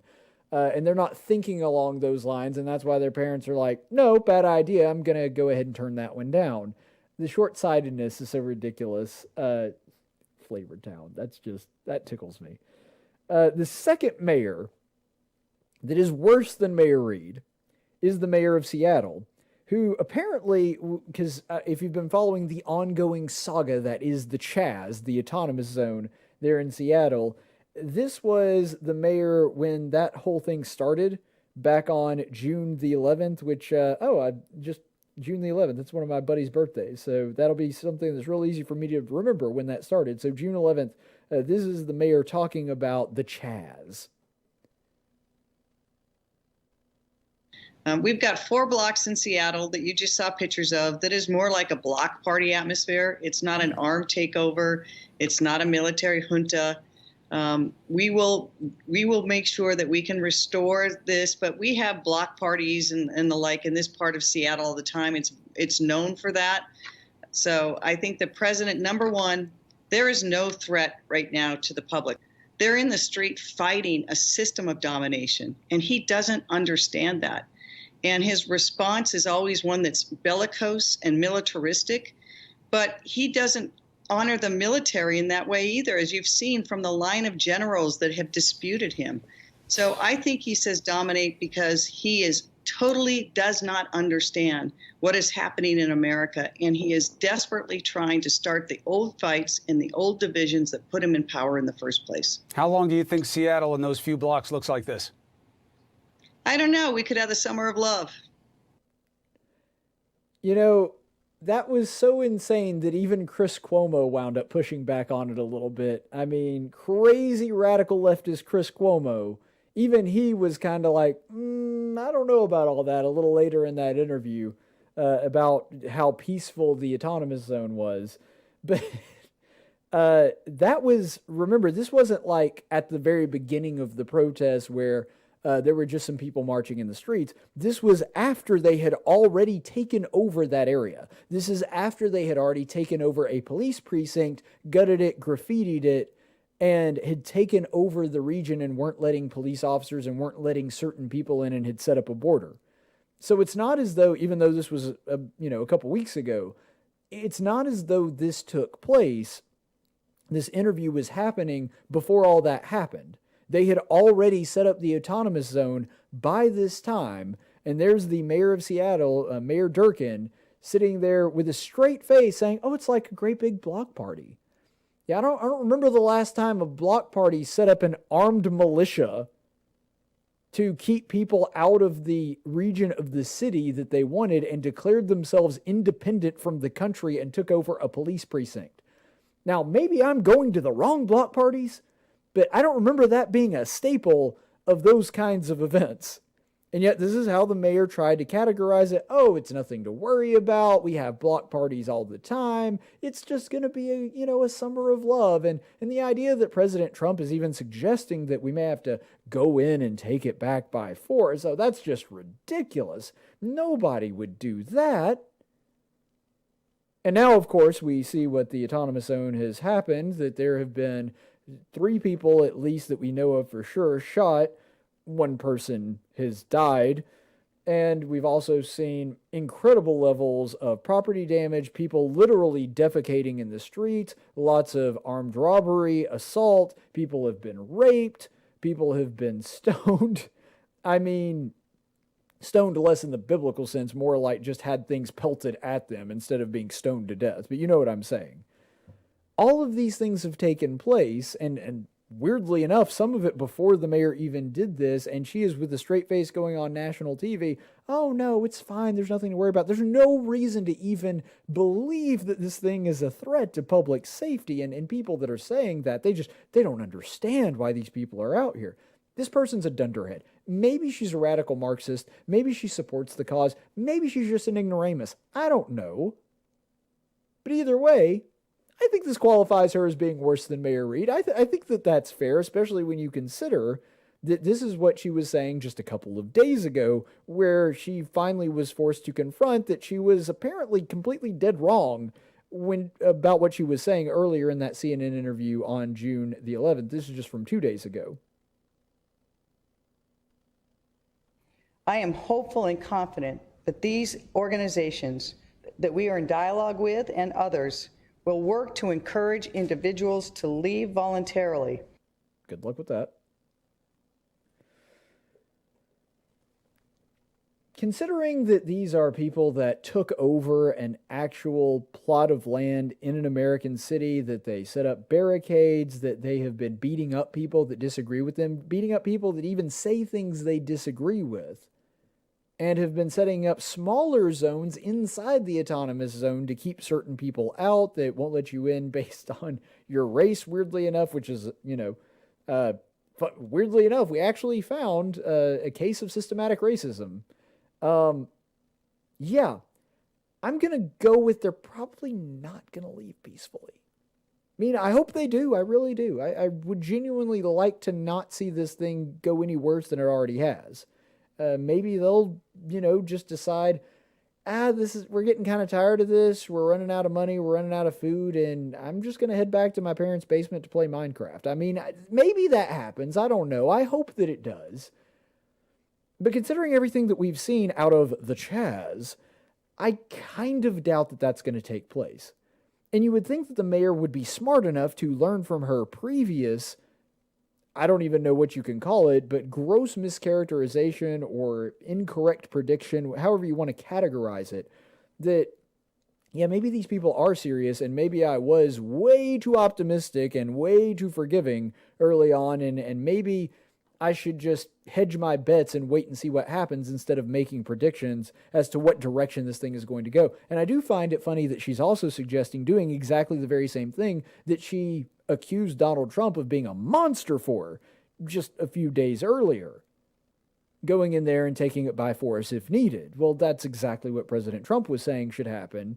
And she said that he's a horrible person and just doesn't understand these people. Well, I guess maybe based on that standard that I guess she just doesn't understand why these people are there. I think she actually doesn't understand why these people are there, but I think that it's actually the opposite way. I think that she's assuming way too much good intent, than they actually have. I think she's assuming that they're actually far better than they really are. Good luck convincing them to leave, seriously. But I'm not sure if she's just a Marxist or she's actually just a naive imbecile. But either way, I think it's fair to say worse than Mayor Reed. I think that that's a fair categorization to make.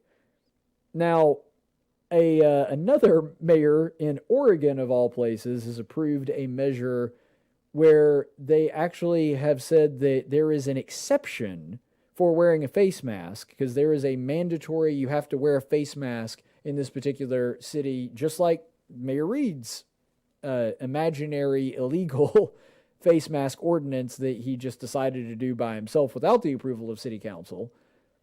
But I think that this qualifies as worse because there is an exception for this face mask. And believe me, I'm in favor of as many exceptions for the face mask ordinance as possible. In fact, I think that it shouldn't exist.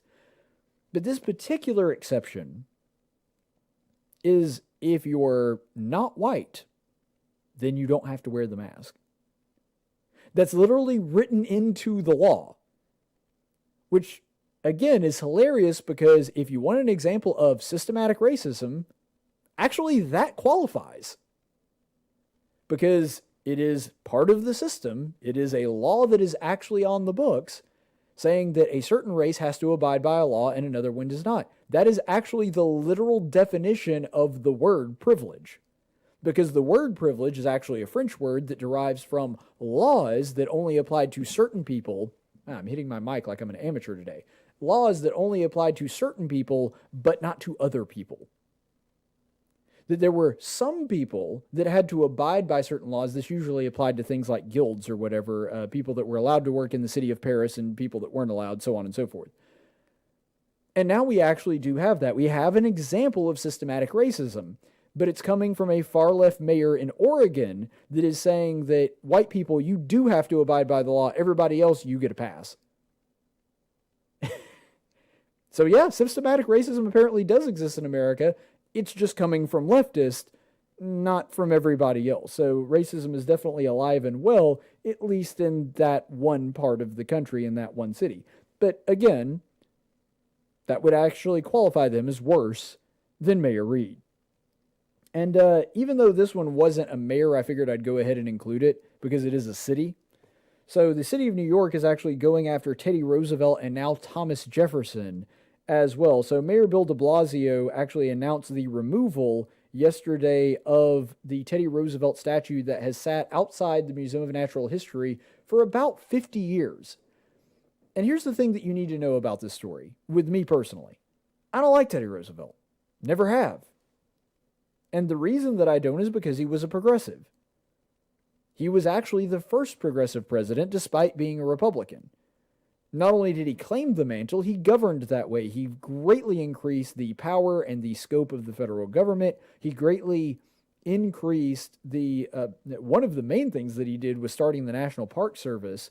And you'll notice that the states that were largely being settled around the time that Teddy Roosevelt was president are the states where the federal government owns a giant chunk of their land. That's not done by mistake. Teddy Roosevelt was a central control progressive. He believed in a consolidation of the federal power, and he believed in governing in that way. He believed in a lot of the socialistic ideas. He actually ran against other Republicans because they refused to wear the progressive mantle. He actually tried to primary his own party to become the Republican candidate. And so, when it comes to Teddy Roosevelt, I mean, I don't think he was as bad as maybe FDR, his cousin. But still, he was still a progressive. He's still somebody I don't like. Still don't want his statue torn down.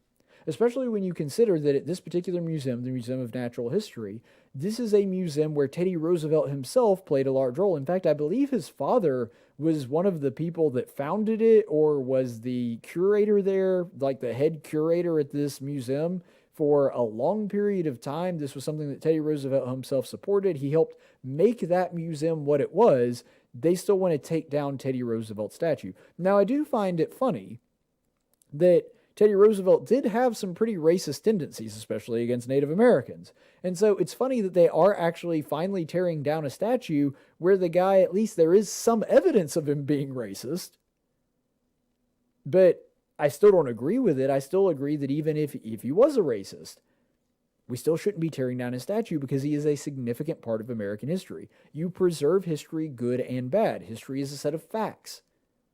It shouldn't be romanticized, and it shouldn't be demonized. It should just be presented for what it is, and the people can make their own decisions on it.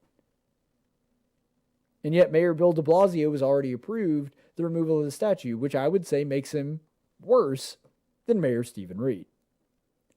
But another thing that is ridiculous, and I don't know, if I'm not mistaken, Mayor de Blasio has not actually issued an official statement on this yet, so I can't really pin this one on him. But they are also trying to get rid of Thomas Jefferson's statue, which currently sits inside the city council meeting hall, I guess it is. It's not really clear. But this is a clip from the Speaker of the City Council, so basically their version of Speaker of the House. You can see this tweet from him. And he says, and this is from Councilman Corey Johnson, "The statue of Thomas Jefferson inside City Hall is a statue of a slave master. It's long been time to take it down. And I join council members," and then it lists a whole bunch of them, "in the call to make that happen." I can't believe we're still on this. Well, I can. Because like I said earlier, feelings don't care about your facts. And these people that have feelings based on something, to them that's far more important than actually doing research or finding out their facts. Now, I'm not going to go through this whole thing again because I've done it so many times. Thomas Jefferson was not a racist, and he was anti-slavery. If you don't believe me, go back, look at my July 4th special, where I actually read the transcript of Thomas Jefferson's original draft of the Declaration of Independence. One of the main reasons that he wanted to separate from England, the reason that in his original draft, even though it wasn't in the final one because they were afraid they wouldn't get the Southerners to be able to sign in on it, but when Thomas Jefferson was just riffing and putting in everything that he thought they should be separating from Britain on, one of the main reasons, and he adds emphasis himself, capitalizing words, pressing down really hard with the pen. I've seen photocopies of the original drafts, and you can see how passionate he is in his writing, saying that it is absurd for the King of England to even refer to himself as a Christian king for supporting and propagating slavery. He also tried to get rid of slavery in 3 different jurisdictions. In his own state of Virginia, when he was a member of that state's governing body, that was the legislation that he drafted, he put up. He tried to get rid of slavery and lost by only 1 vote. And was in the depths of despair when it didn't pass. He actually said, "Oh, to God that I could have changed 1 heart." He was dedicated to the eradication of slavery. He tried to get rid of slavery again at the national level. And then, at a different point in his life, he tried to get rid of slavery in France. He even tried to get rid of it in another country.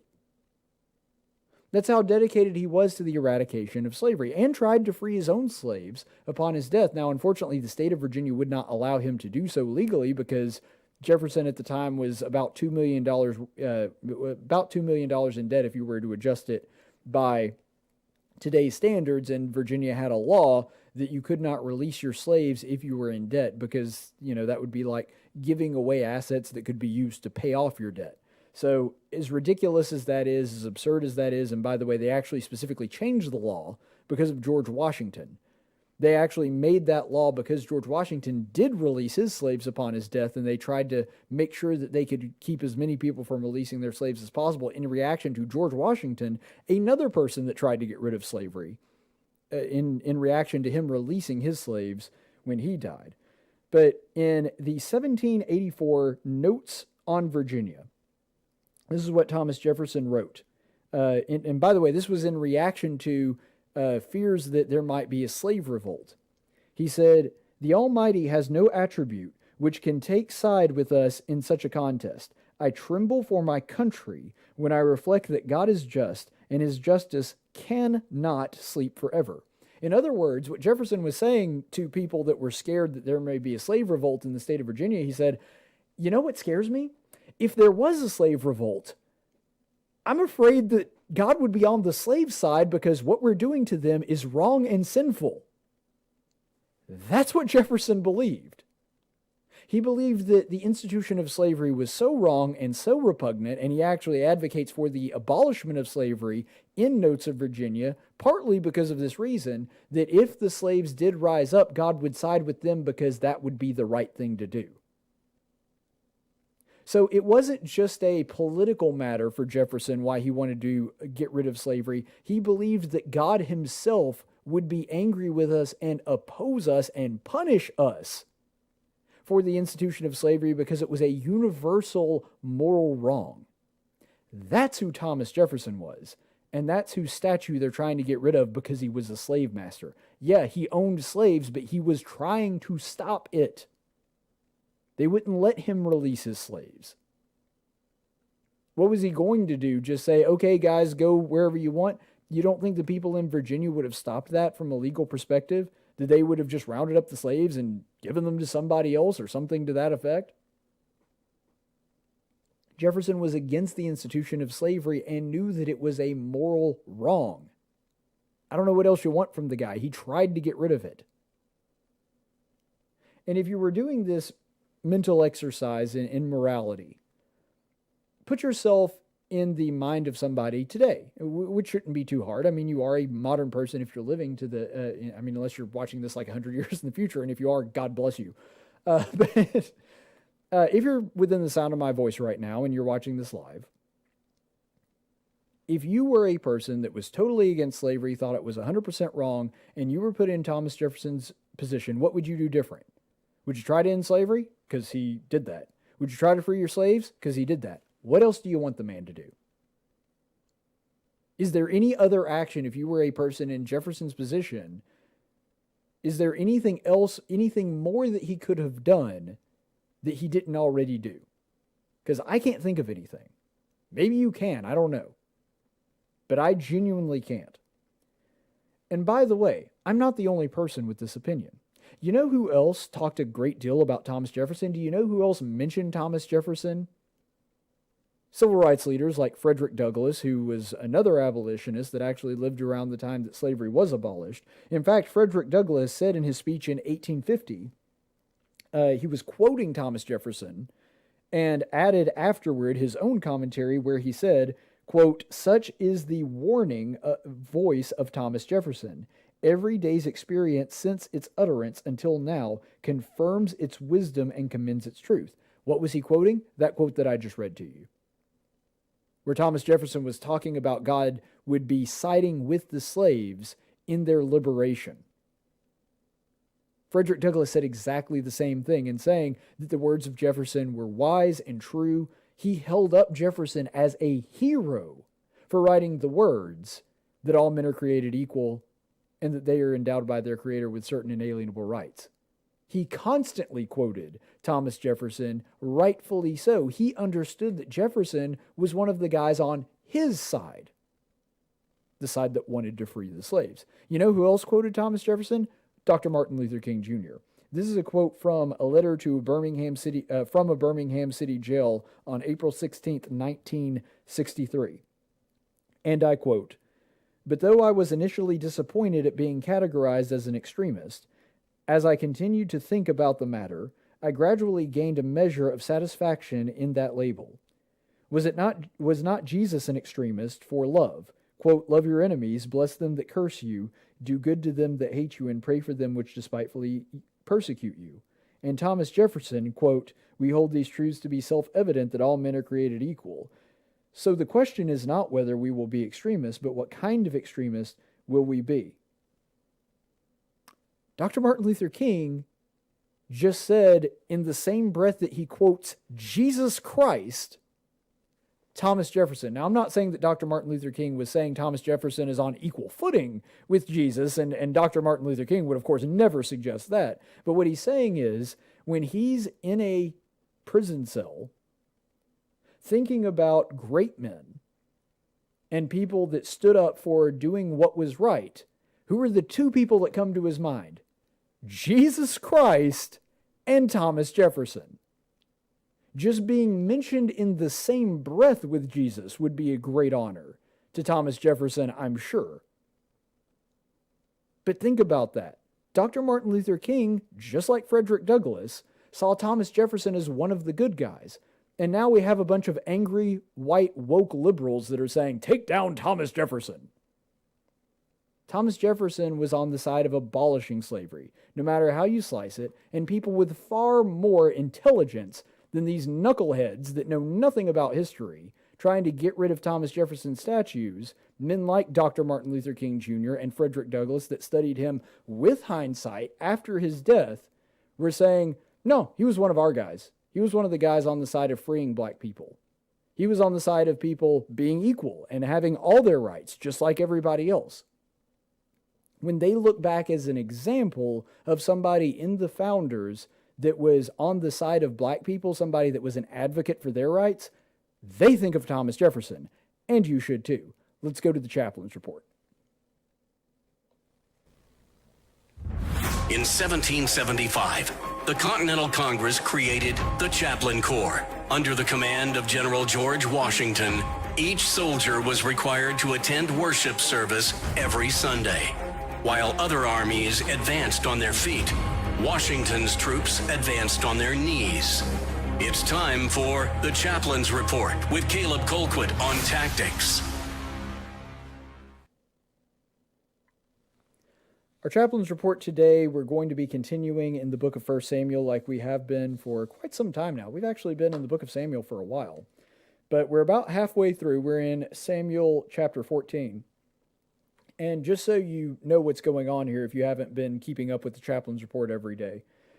So this little episode that we're about to look at, the Philistines have essentially been defeated. They're fleeing in every direction because of something that Jonathan did. He came up and tried to negotiate with them, and probably by providence, I think that there's no other way to explain it. The Philistines became terrified, thinking that Jonathan was hiding a whole bunch of men in holes there in the hills that he was coming out of, and they freaked out and ran. So this happens, and the Philistines have been largely defeated. They're still pursuing some of their forces, but basically Israel's already won the day. Everybody's celebrating. Everybody's happy. They are now pursuing their enemies, but the Philistines are in full retreat, and Israel has basically already run the battle. They're just trying to follow up here. And when King Saul orders all of the men to pursue after them, he makes this oath where he says that if any man eats before sunset, let him be accursed until I have prevailed over my enemies. I think there's a couple reasons why that's a mistake. One of it is it kind of puts the onus on King Saul to a degree. Like, I'm not saying that this is full-on sinful, and I think it's at least questionable. I think it's in murky water, I guess is the best way to describe it. I'm not sure if this would be... It's hard to gauge exactly what was in Saul's heart at the time. But either way, Saul has essentially made it about himself, that they are going to fast, and all the men that are in his company are not going to eat anything until the sun goes down. By the way, that was Jewish tradition. You don't fast from morning till evening. You don't fast from the time you wake up until the time you go to bed. You actually fast from night to night, because that's how the Jews measured time. The day actually started at sundown, not at, that's just how they count time. But anyway... So Saul goes ahead and he says, until the sun sets, nobody's to eat any food, and then the military goes on to pursue the Philistines. And Jonathan, remember, was off doing his own thing. In fact, he's the reason that the Philistines are fleeing in the first place, is because he was apart from the rest of the people. He went off to meet with them on his own. And so Jonathan wasn't there when this proclamation takes place. He and his armor bearer are there by themselves, and so they catch up to the Israel army later, but they weren't there when Saul made this proclamation.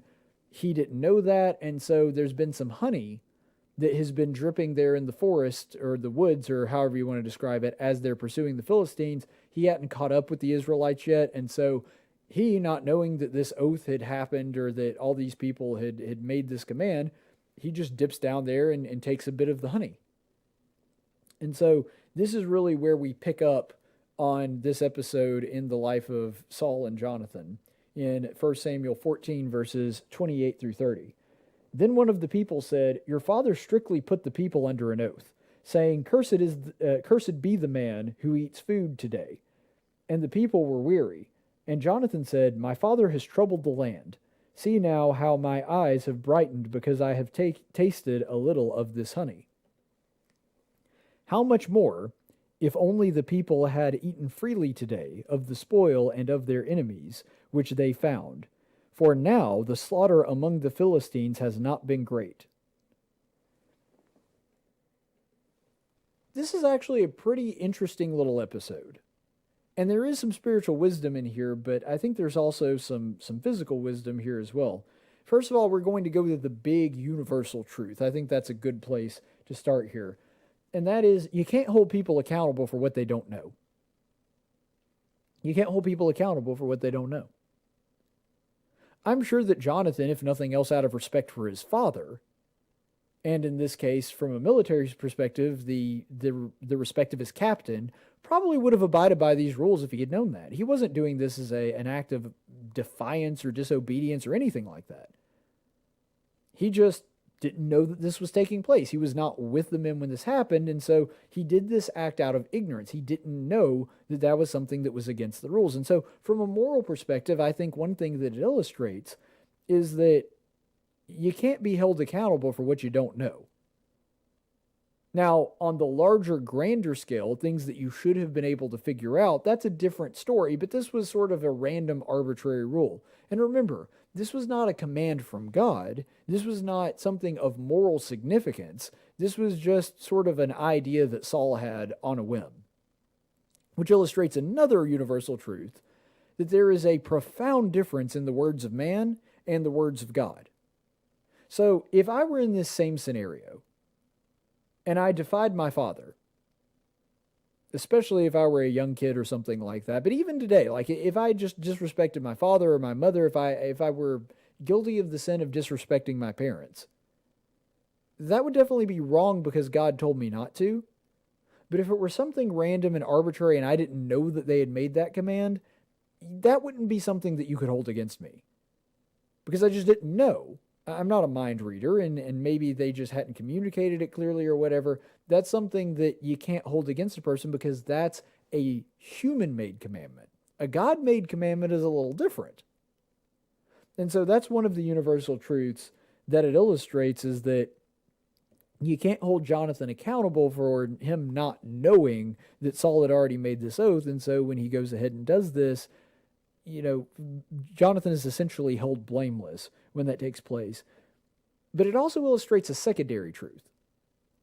Because you'll notice that one of the things that Jonathan is saying is, our slaughter of the Philistines has not been great. Think about this. And Jonathan is pretty much the sole reason, of course with God's help, but Jonathan is pretty much the sole reason the Philistines are even in full retreat. And what does he make note of there when he hears about this oath? He says, wait, Dad really told everybody that no one's allowed to eat until the day's over? Do you notice that I'm in good spirits and my eyes have been lighted up? In other words, that's sort of like a sign of vitality or whatever. He says, and our slaughter of the Philistines hasn't been all that great since this took place. What Jonathan is essentially saying is the men are hungry, and obviously a marching army pursuing enemies is kind of a physically demanding thing. And maybe part of the reason that that is taking place is because King Saul foolishly said, nobody eats until the end of the day.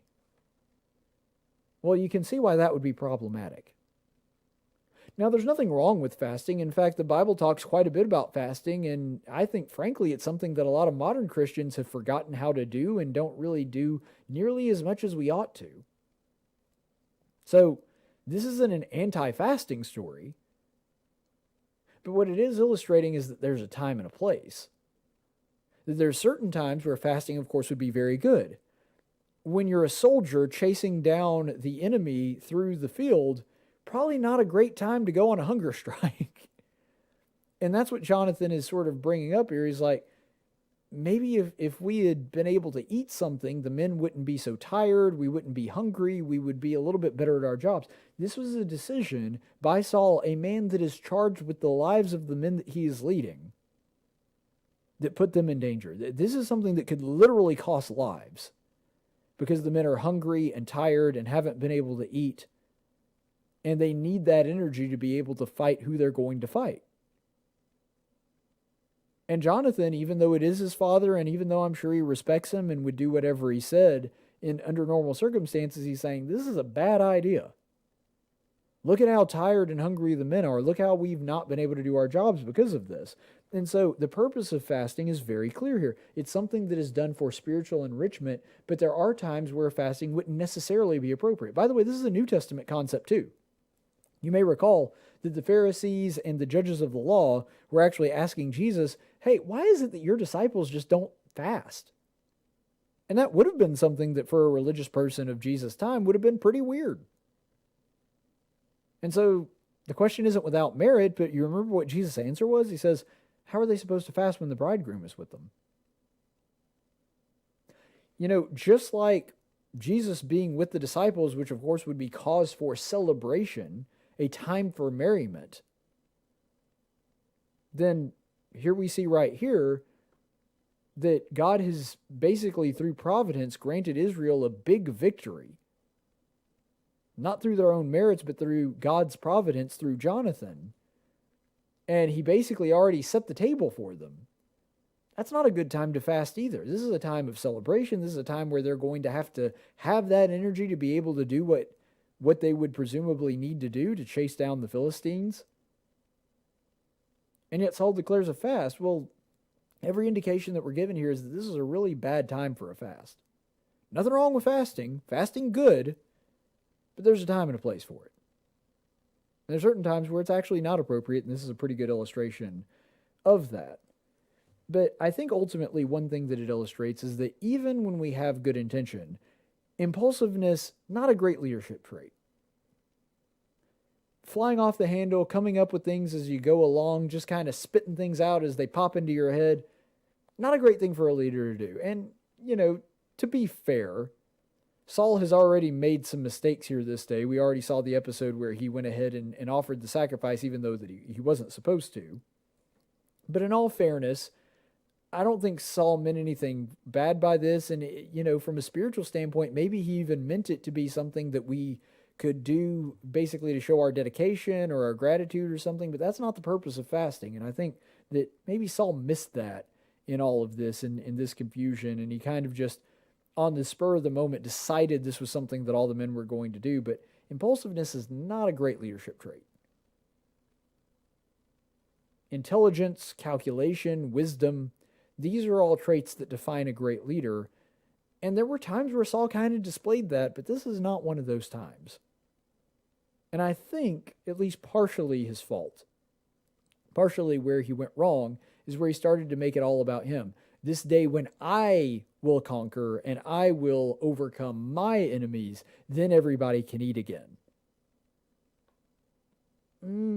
That seems like you're making fasting, which is supposed to be a spiritual dedication to God, really a lot more about you, and it almost seems like you're treating God like a cosmic gumball machine. Like, if we do this thing, maybe God will give us great success, and that's the wrong-headed kind of attitude to have. So ultimately, I think what it goes back to is whatever you're doing in word or deed, do all in the name of the Lord. Make sure you're actually doing it for Him.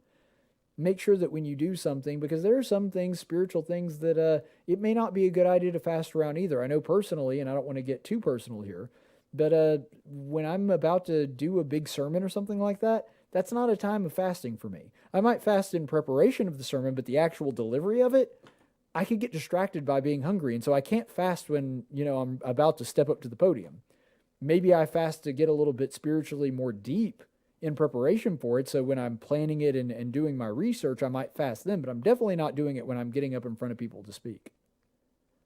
Because I've already learned through experience that's not a good thing to do. And so it's important to be wise and to take judgment and assessment as it comes to you and judge those things on a case-by-case basis. I think that's a lesson that Saul and really all of Israel learned from this episode. That's going to be our show for this week. Thank you so much for being with us. We'll be back next week. Stay the course, friends. Tactics is a production of News Radio 1440 and Cumulus Media Montgomery. Opinions expressed on this program are those of the host and do not necessarily reflect the opinions of Cumulus Media or our business partners. Graphics by Jessica Dawson. Video production by Jackson Dean.